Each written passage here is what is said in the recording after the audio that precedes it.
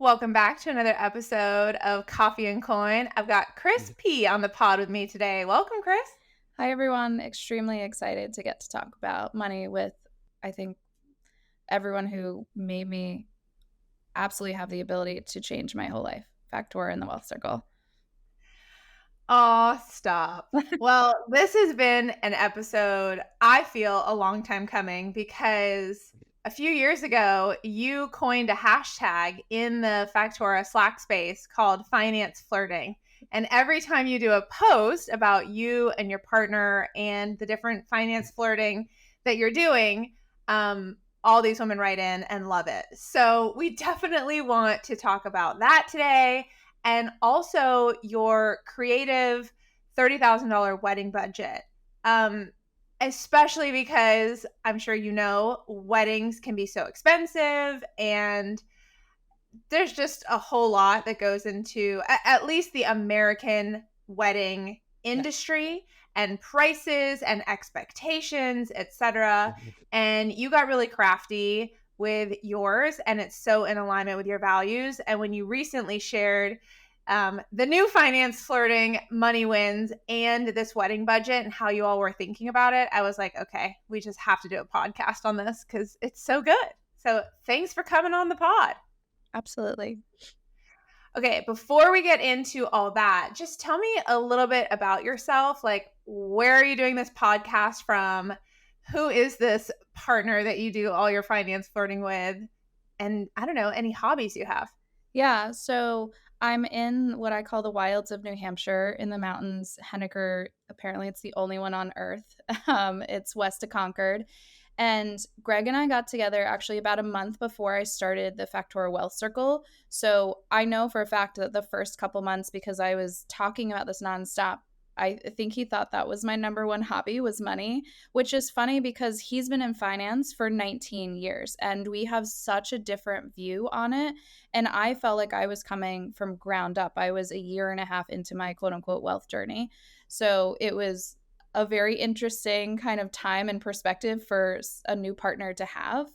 And while I was going through the classes, he would text me little things of like, oh, I just bought stock in X, Y, and Z, like while I was taking the class, trying to like somewhat participate. It was just really charming.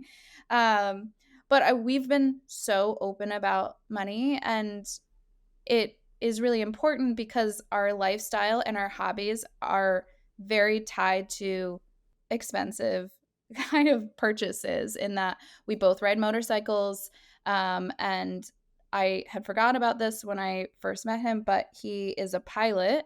And so the whole world of planes is completely new to me. And I've now since, and where I am right now with this podcast, is sitting at the airport, which is a very small private one that we actually own and live on in New Hampshire with his parents. It's a semi-compound type deal.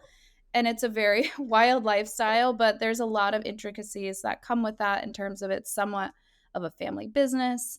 And then we're always on the go, always adventuring. So a lot of our money conversations really center around like, how do we keep achieving what we want to do and maintain the lifestyle we have, but also do it where we're not stressed out and we're seeing eye to eye on a lot of the money topics.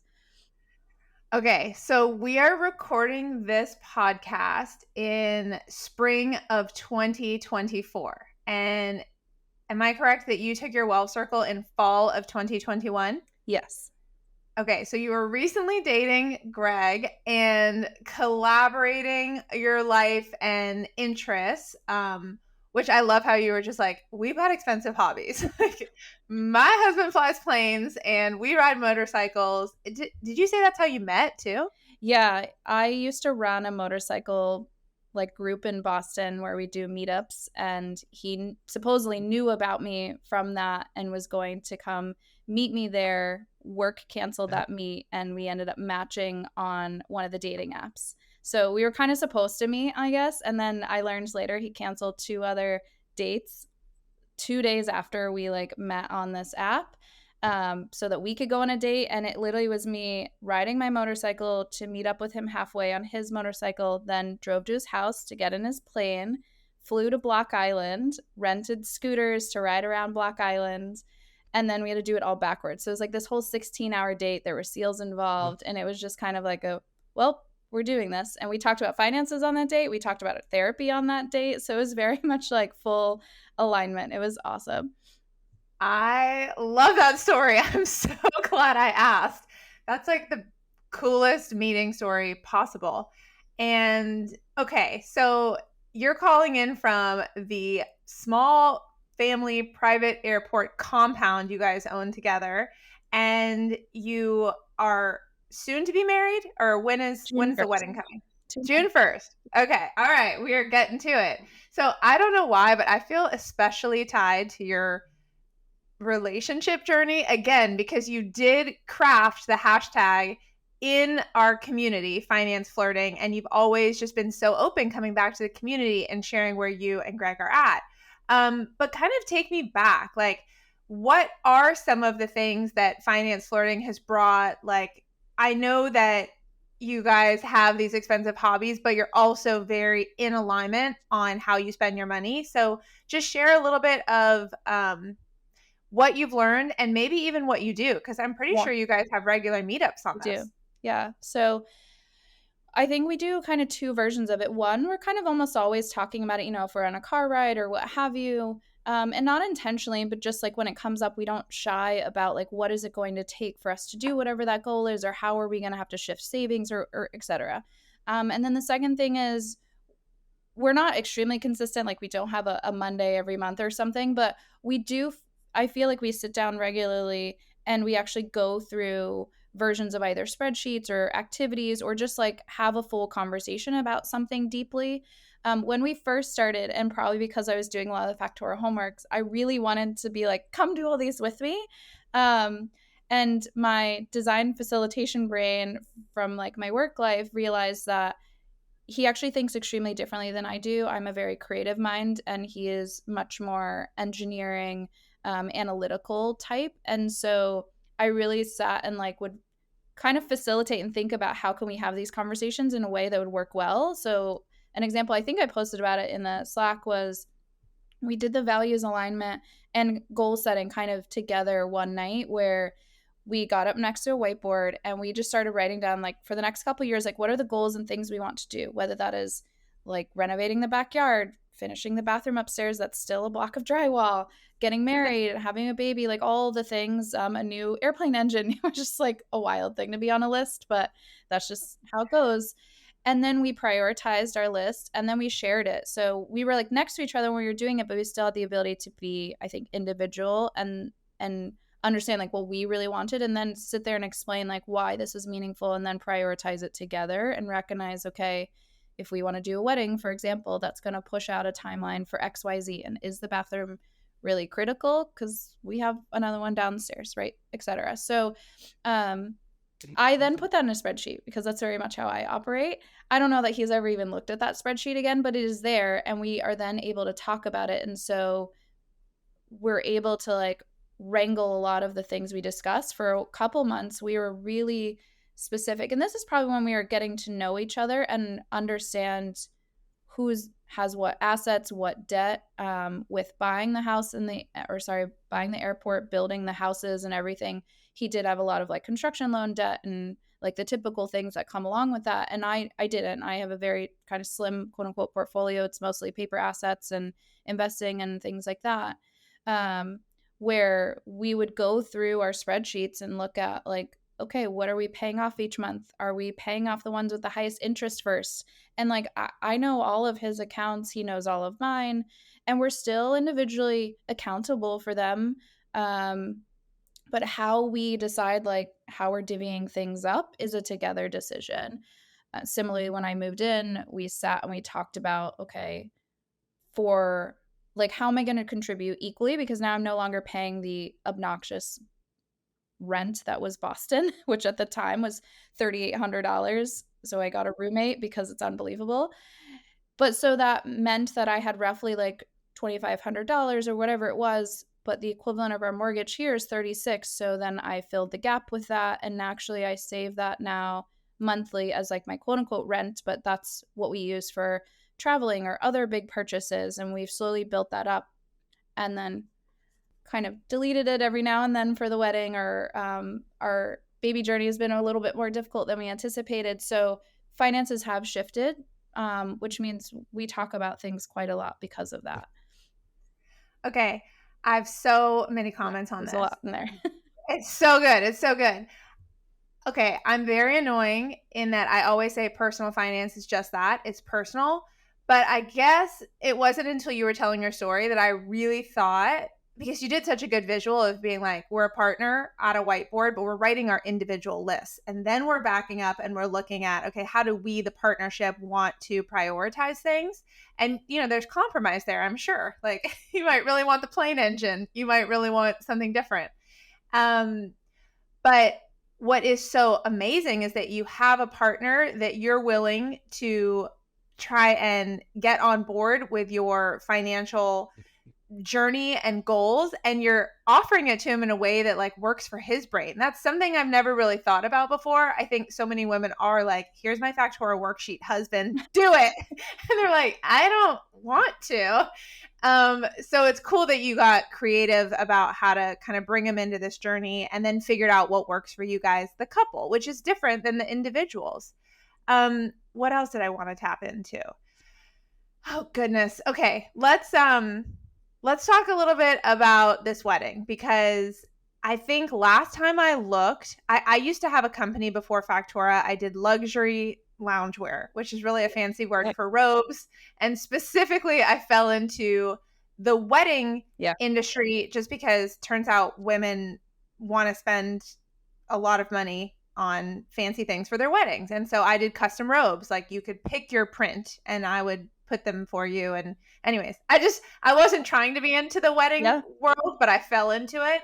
And so this was probably in 2015, 14, 13, I don't know, back in the day when I was looking up average cost of weddings in the US. And at that point in time, it was like $27,000. And that was including your courthouse wedding to your multi-million-dollar wedding. And I thought, wow, that's a lot of money, because that's quite similar to household debt that people carry.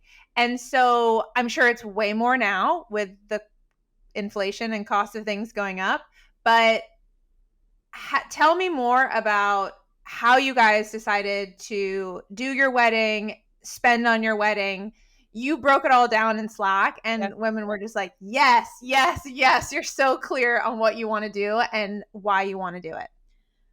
I mean, I think the hardest part in actually going on this money journey is like, do we actually want to spend the money on a wedding? Because it's the equivalent of, now in my brain, like investing in a business. Like, we have this Airbnb at the airport idea, or doing other X, Y, and Z. So we had a lot of conversations of like, is this meaning for us to have a moment together? And for me, I've always pictured wanting to have a wedding. I think I started Pinterest. I'm in one of the top 1,000 people who started it. It's been way too long of dreaming of a wedding. But your priorities change. And then last year, we actually went to 6 different weddings. All of them, I'm 37, so I'm getting married, quote unquote, later. This will be Greg's second. All the weddings we went to last year were everyone in their 20s. And so there's very much a values alignment that we really wanted to sit down and talk through. And also for us, within the first 8 months that we got together, we actually got handfasted, which, for those that don't know, it's a Celtic ceremony. It's where the theme tying the knot comes from, because you actually like use ribbons or what have you, and you go through a very intimate ceremony. And for us, it was like a commitment. We weren't getting married. It was, as Greg says, like engaged to be engaged. But we did have an officiant. We were at Peel Castle in the Isle of Man during the TT World Motorcycle Races. So maybe this gives you a little bit more insight into us, right? And so we were like, okay, we actually did the unbelievably meaningful piece of it. Why would a wedding be valuable for us? And it was to have our friends and family there, and really that once in a moment type of thing. When we went to all those weddings, we would do what everyone does probably, of like, I like this, I don't like this. But we were actually actively considering a wedding at that time. And we realized the number one thing for us was, when you go to a lot of weddings, even at the coolest venue, often there's a 1 to 2 hour, one of these weddings was almost close to 3 stretch of time for the cocktail moment where they're off doing photos or whatever they're doing, and the guests are just milling around. And we really wanted to do something with that time. And we decided to get married at the New England Air Museum in Connecticut. So a lot of vintage airplanes, people will be able to go in the cockpit. There are even simulations they can play with. So they actually have stuff to do. And it's really cool. It's a massive museum. And that kind of kicked off okay, we're actually going to do this. And so we sat down and we talked about a budget. Later, my parents got involved in wanting to support with what I didn't anticipate, a very generous budget. But again, I'm older, so it gave them more time to save, things like that. And honestly, I already had the budget saved, and I'll explain in a second why it's my budget for just where we are currently. But we're going to try as much as we can to keep it within the budget and not have to utilize enough support from anyone else, so that then that budget, say from my parents, his parents, actually could go to future family. I would love to do the thing that I see all over Instagram with the finance bloggers of drop a whole bucket of money for your kid, then you pay a little bit each month, and then they're millionaires by the time they're 65. That is on my life goal list of that list we created. And so that's a big piece of the mindset for us of trying to remain in that budget, because then it helps our future things. So in the middle of this deciding to shift from, we were trying for a kid, we've had infertility for quite a long time. So we wanted to then do something, a bit more happy and actually see your results from it, even though it's just as expensive. We shifted to wedding planning, and in that time, Greg also quit his job of 19 years and decided to start a business. So now we're on a single family income, mine. It's also why our budget is mine. And the only thing I care about that is the fact that I can actually support that. This is not something I would have been able to do even 4 years ago. I was not good at saving my money. If I got bonuses from work, no matter how small or large, they were always just spent on my credit card debt, right? The ability for me to say I'm supporting whatever we're doing financially is so empowering, and it's why this is something I really love to talk about now. But I don't want to say cut a lot of corners, but we realized we don't actually care about bachelor parties, bachelorette parties, bridal showers, all of those things, for a host of reasons. Some of which being our friends and family are scattered across the whole world. I don't want to make people pay so much for our day.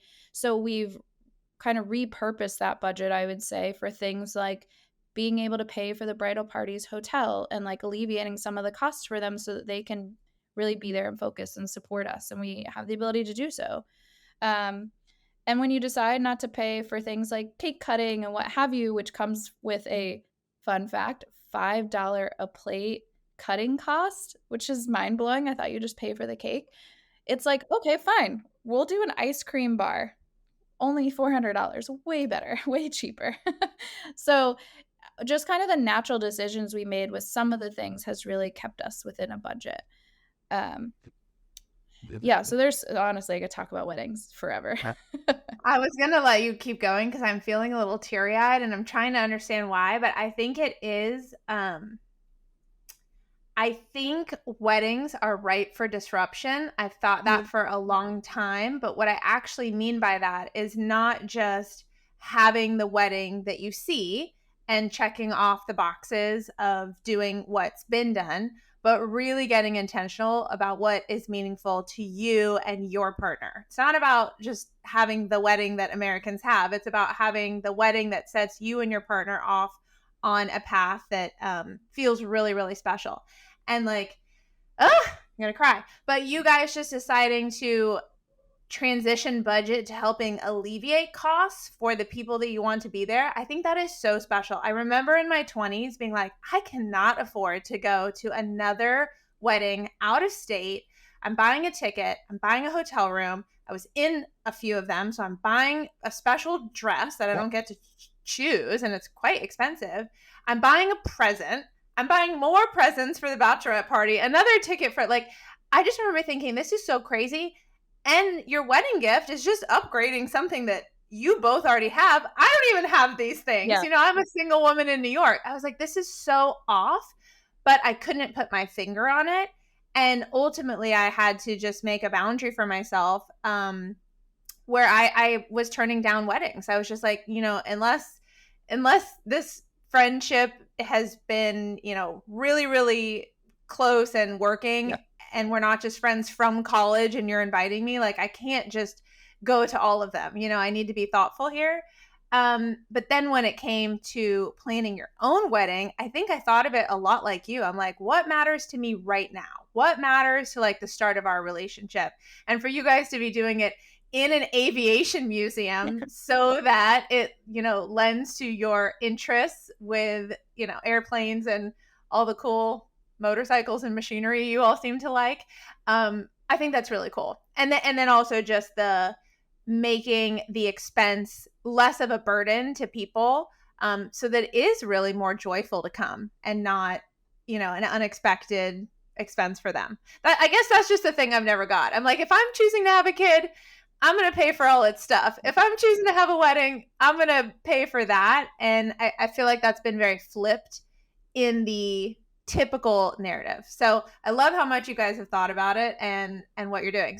So break it down a little bit. What is your wedding budget and where are you spending the bulk of your costs? Yeah. And right before I do that, a really funny thing is one of my best friends, we've been friends for about 9 years plus. She's getting married on the same day. We did not do this intentionally. And we've spent years trying to like find the right partner and all this stuff. And it's so interesting to see like how she is budgeting comparative to me. And she is very much like you were just saying, has been in, I think at this point, definitely double digits, probably over 20 weddings. And she's like, I could have bought a house with all I've spent on all these other people. And I didn't really want that to be us. So we started the budget. And I'll say one of the best things about waiting to get married in today's day and age is there's so many tools and templates and freebies and this thing on Etsy. And so true to maybe Factora, I downloaded a spreadsheet of like, here's all the tabs with all the wedding things. And first we went and deleted off what are all the things we don't want to do, like removing and kind of putting in our values and all of that. And then we sat and we assigned Greg's name, my name together and actually portioned out like who's going to own what.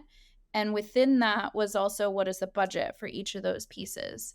Now, I'm a designer by trade. You know, I work in the design space, like branding, mobile apps, websites, digital, all of that, advertising. So it is very hard for me to constrain myself, even within something like the invitations, you know, because every detail for me is so important. And I know I have a couple design people coming, they'll notice. I don't know that anyone else will. And so a budget was really important for me because with a decade of plus of Pinterest behind me, I could do this nonstop for months. So it was really focusing in on, you know, roughly like our flower budget. We're not doing bouquets for the bridal party. We're really just going to have mine. Greg's getting this new thing we learned, a bridal boutonniere. And then we're doing just the things on the table. And then we'll actually recycle all of those the next day for a different event. So we're trying to be really mindful for things. Like I said, I think we're roughly at about 35,000 now because to your point, wedding stuff is really expensive. Even if we set a budget, like you can't find anything for lower than X. Like we just played with the idea, do we want a wedding planner? Absolutely not, because they're on average 6 to 8 grand within New England. And like, fine, I could do it on myself. And thankfully our venue comes with a day of coordinator, and she is very much like a planner. She's phenomenal. So helpful. And so then we just kind of went section by section and tried to keep costs down to be effective. But we have scaled up in areas like, you know, we wanted to supply all of the ties for the groomsmen to help with coordination and also just make it simpler for them. Everyone within our group is mostly like late 30s, 40s. Most of us don't even drink. That cut down costs quite a lot because, you know, we're going to do pay by the drink instead of paying per person, which I think was like $45 per person. So it would have been thousands when we will probably not spend anywhere close to that. Our rehearsal dinner is going to be paid for by Greg's parents, but one of the ways we were cost effective with that is the venue can only fit 40 people. So then we couldn't actually add a whole bunch of other people. One of his cousin's wedding we went to, it felt like the entire wedding party was also at the rehearsal dinner. And I was like, how do you pay for all of this? Because obviously the food is by far the most expensive. And then there are things that I actually feel smart in that I listened to podcasts and learned from a lot of blogs and so forth. Like if you look at contracts or ask your vendors, if I paid this in full, would you give me a discount? That's actually happened a couple of times. Like we got $500 off the band, which is going to be a Gatsby band. So really cool old school vibes. Same thing with the lighting company. So we really did a lot more asking than I'm comfortable with, truthfully, but it really cut down costs. And then there have been moments where, we were able to remove the wedding gown budget because my parents did pay for that. So I imagine like how much it'll actually cost is probably closer to, I think if I looked at the sheet yesterday, like 42 to 44,000. But I'm trying to track like what are we paying versus support. Because it is very pricey, even when I thought we deleted a lot of things. I totally get that. But I also love how you're doing all of these little extra steps that I think some people are like, forget it, just get the wedding planner because it's too much to keep track of. You seem very organized. Like, here's our spreadsheet. Here's what you're working on. Here's what I'm working on. Here's what we're both tackling. Here's what our parents said they'd step in and do. So, and that is interesting to think of it total wedding cost versus your expenses of the wedding. Because some people get their full weddings paid for by family members, and then other people pay for their entire wedding on their own. And this is like, oh, well, if you're both going in on it, like there are two numbers. There's the total wedding cost, and then there's your expenditure. I love it. I feel like I just got tips from this right now. I hope the listeners did, especially about asking for discounts for paying in cash in full in advance. Yeah. So easy. Things like that.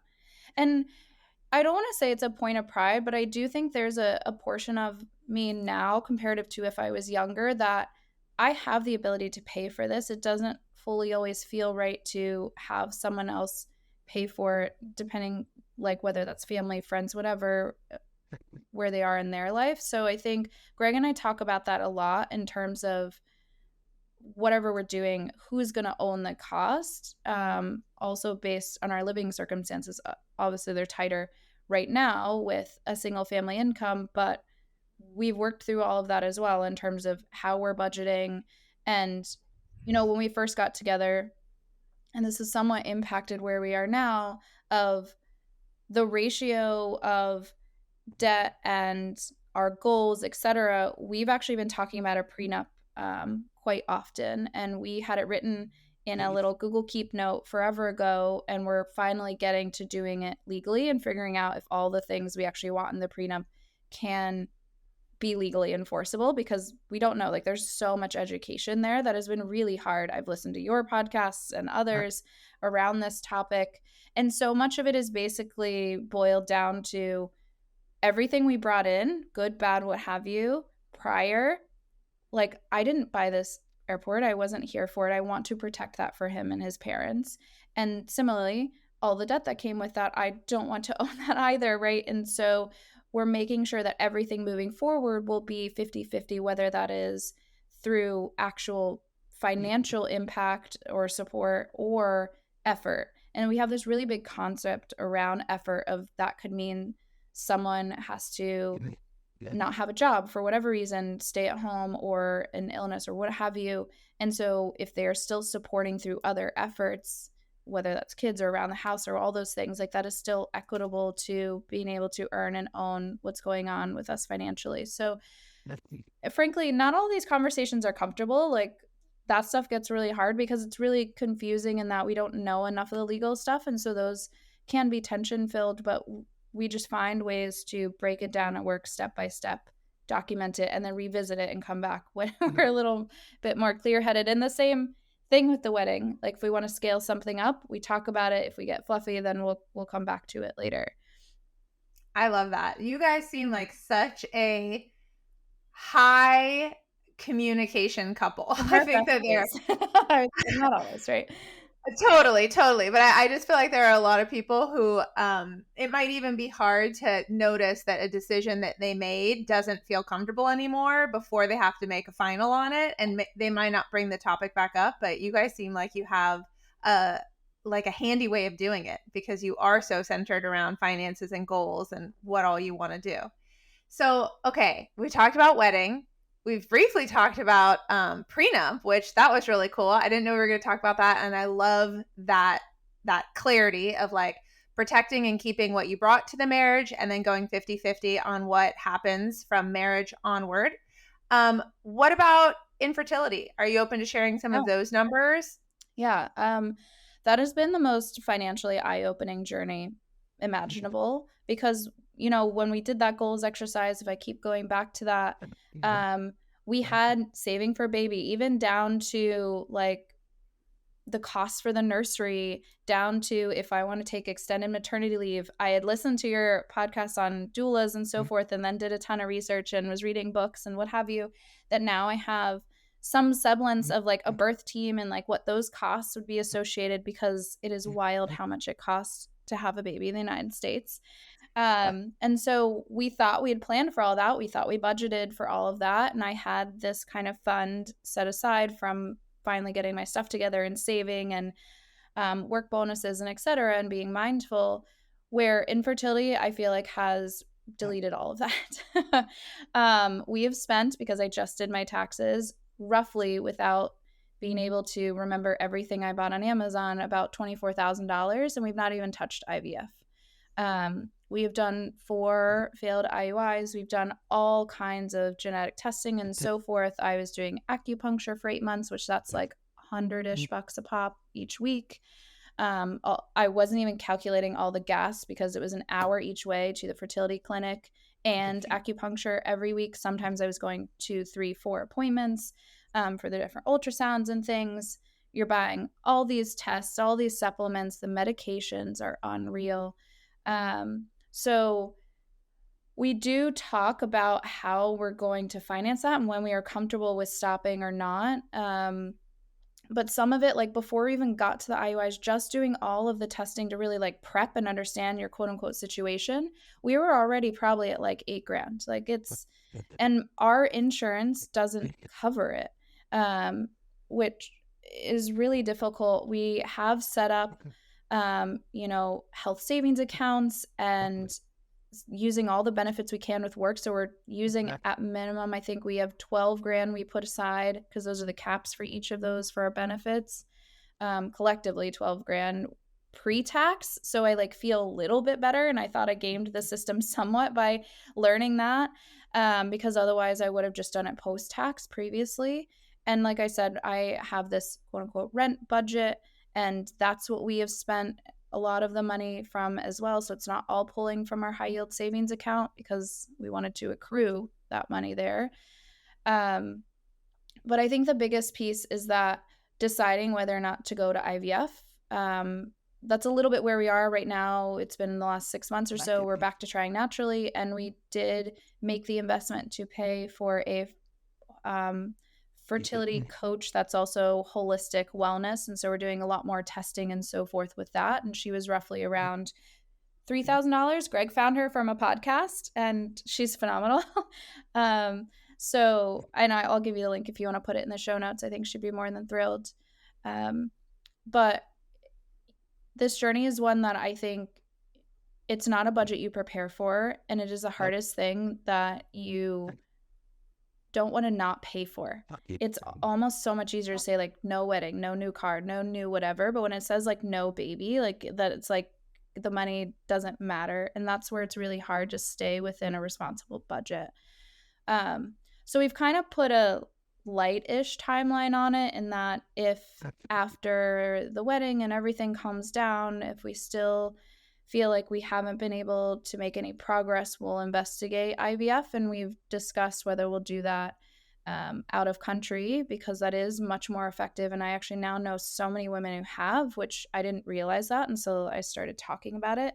And there's a couple of new state programs in different locations. One, the closest to us in New York, is roughly only about $6K to $8K for each cycle, which is drastically different than the $30K that our Boston IVF clinic quoted us. And that's before the meds.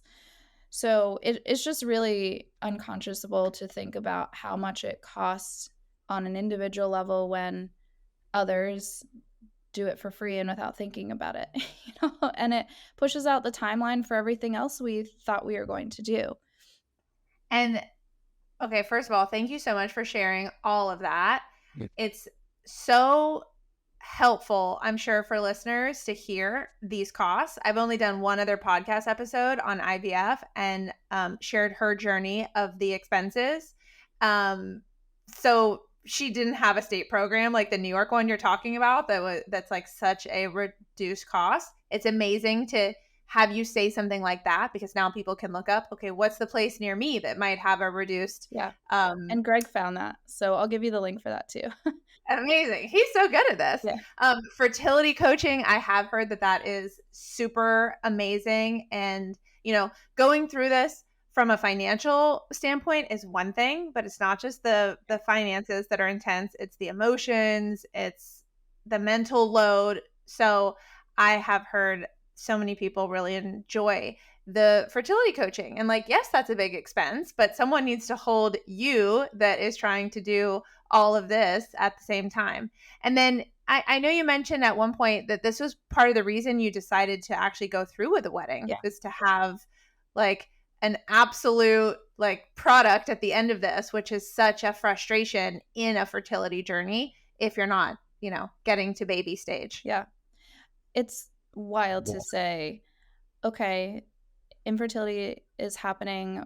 We're losing a lot of money from it in a sense, which I do feel like I'm getting healthier. I'm on a new anti-inflammatory diet. I have hypothyroidism. If anyone on this call is having infertility and you have thyroid issues, please go get that checked. I'm happy to talk to you about it. That's something our clinic didn't even touch, and we believe it's one of the root causes. But anyways, Greg took a new job. That means right now he has no income. And then we were like, oh, by the way, let's also do a wedding at the same time. Like, I don't know who would logically decide to do that, but for us, it is unbelievably emotionally draining. And that, I had all these meds also completely rewiring my hormones in my brains that I didn't feel like myself. I was in and out of depression. I have a therapist and all of that. And as much support as you have with an amazing friend group and everything, it is something that is really hard to explain until you're in it. And we needed something to help pull us out of it and refocus a little bit of that energy. Does it mean we've now decided to do all the things at once? Sort of. But we did step back in how we are approaching our fertility journey. I'm not going to a million appointments.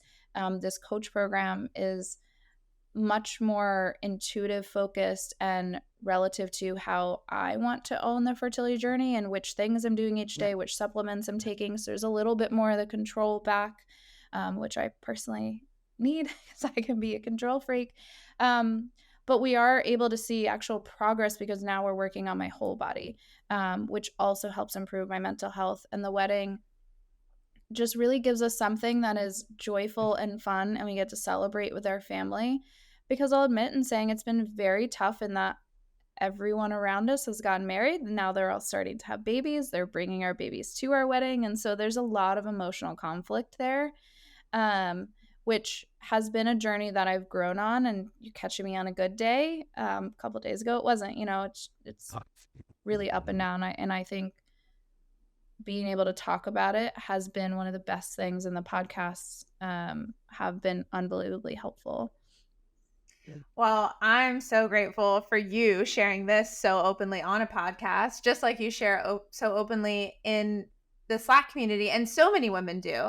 And I think that the hidden costs financially, like I said, are one thing, but it's like the emotional and the mental stuff that we don't really have as many platforms to talk through it about. So I love that you're sharing it here, and that you are making the choices you're making and explaining the whys. I feel like money is literally there for us to live the life that we want, but it's better if it's the life that we want and not the life that we just see modeled, but we have to get intentional about those wants. So, absolutely. Okay. Well, this was like so many things and so good. Are there any other numbers you're willing to share on this episode? I know that you've been so focused on investments and you have a lot of money in investments.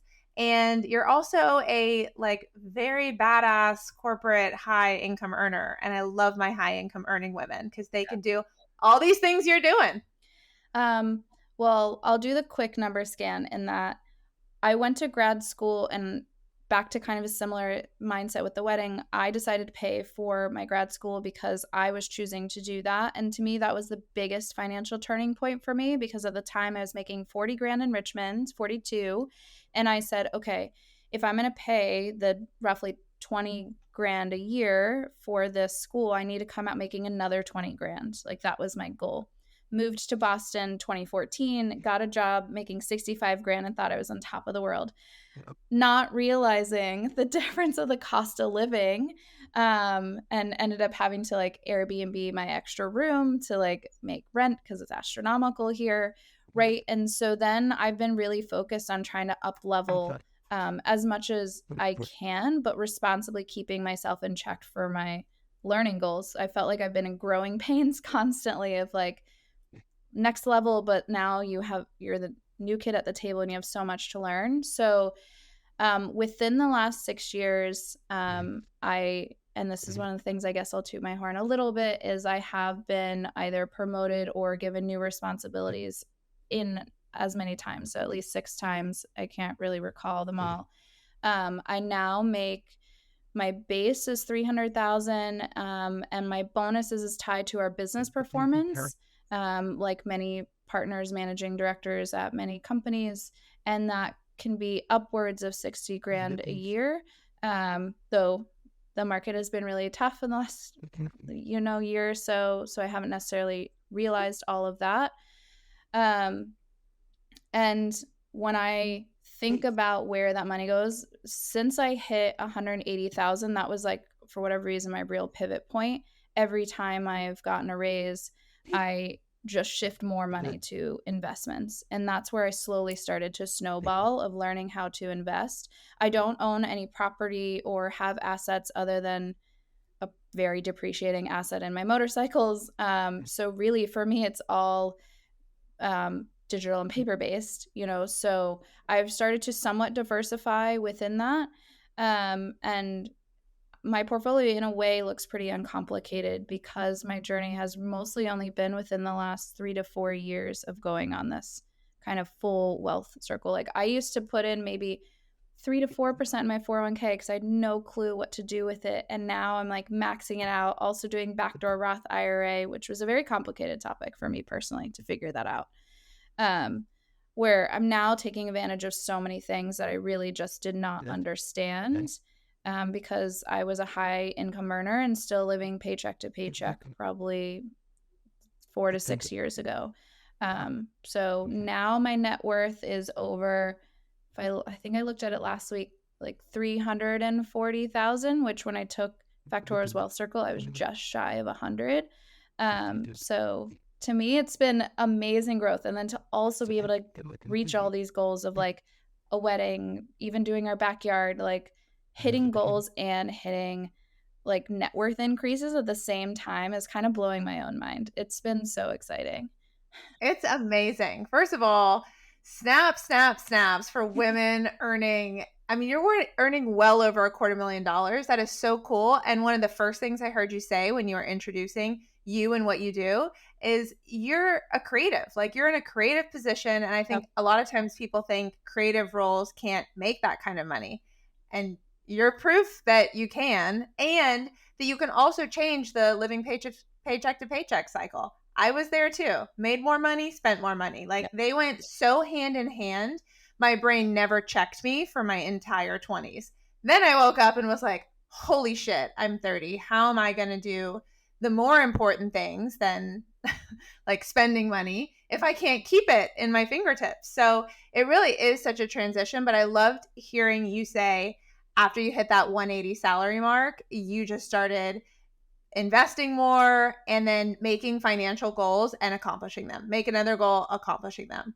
And that's what a high income can help you do. I mean, it can also allow you to just spend more, but you're clearly spending more very intentionally. Yeah, I have So this goal where I want to retire by 10 years, and I can. If I don't mess anything up now, I can do that. And now everything, and I think because I look at Factor Slack like every other day, I just want it down to 9 to 5 to whatever. And I never really thought about that as a possibility that I could retire early. Like that just wasn't a concept that has been anywhere in my family or anything like that. And so my mindset has just completely shifted.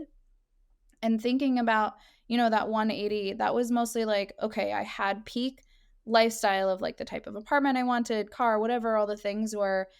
I didn't need to keep creeping my lifestyle up. And I had a conversation with one of my female friends, and she was going through that same realization. And that's what woke me up of realizing I just kept saying, more trips, better apartment, better this. And instead of doing that, I just act like nothing changes, and that's my base salary, and it funds my lifestyle. Everything else should go to future life, because I don't have kids yet, and I'm hoping that we do any second now, and then I can be present with them. That's my goal. I know you recently just did this, and it's so exciting for you. it has been really exciting. And it is such a shift. Like when the kid comes, you know it's going to be a shift, but you don't know in what way. And I spend so much more time thinking about how to get more quality time with her Yeah. than how to earn more money. And having so many investments is definitely it's like the critical component of giving me more access to her, because she's not going to be small for long.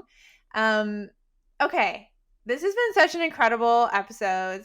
I have two last questions for you. Sure.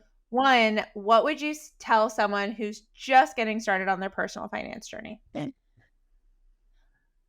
Honestly, change your entire content. Like all the Instagrams you're looking at, that was my snowball. I started so small, and I was just consuming content with all the regular other nonsense I'm looking at and just learning continuously. Also, I have an email if anyone wants me to send it to you that I've sent to like a million of my friends at this point of who I follow, what podcasts I listen to, taking the Factor Wealth Circle, all of these things. So find your community and understand what are their resources. Like I've sat at dinner tables now, and other women are like, oh, I love to invest. And I'm like, oh my God, let's talk. Let's be best friends. That's a piece. People weren't open about talking about money, and it's slowly changing. And if you just tentatively do it, even if you're not ready to listen, it'll stay there, and that's how you'll snowball. I love that. Changing your content is such a good statement, because it's like whatever you consume is what you live in. And so if you're living in something that's not educating you, like you're just there. But I did the same thing. And I've just never stated that way. But I remember being like, okay, I got to stop following these people who are telling me to buy things. I got to start following these people who are telling me how to make money from investing in things. Like that was such a game changer for me. And I remember one time going into a store. I used to love walking into high-end boutiques, even though I felt like I don't belong here. I can't afford anything, but maybe I look cool enough today that they think I can. And I would look at prices, and I used to think like, I can't wait to afford this. And then one time I walked into a store, and it was after I'd started my investing journey, and I looked at a price tag and I was like, this can't afford me. My money is better off somewhere where it makes money than on this one top that's like $390. Like you cannot afford me, top. Like back up on your hanger. And that was, I don't know why that was poignant. But okay, last question. If you were to receive an anonymous $50,000 deposit into your checking account, you don't know where it came from, so you can't send it back, what would you do with that money? I play this game probably every time I'm in the car with different money amounts. 50 grand, I want that to be so much more nowadays, and it isn't. I think everything I do now, I have a 60-40 mentality or 60-30-10, where 60 needs to go to some type of future ability to like earn more money, whether that is like short-term, long-term investment. So drop it somewhere that I can't mess with it. 40 needs to be more like short-term goals to progress us in something that's like really impactful, and then maybe a little bit of fun money for like a trip or something, because I'm all about the trips. I love it. It's balance, right? You got to do some work for future you, some for current you, and some just to have a good time. Yeah. Well, Chris, thanks so much for coming on the pod and sharing your story. This has been an amazing episode, and I'll be Thank hanging out you. with you on Slack. I could talk about money all the time, which I never used to say that. So this has been extremely thrilling. Thank you so much. You're welcome.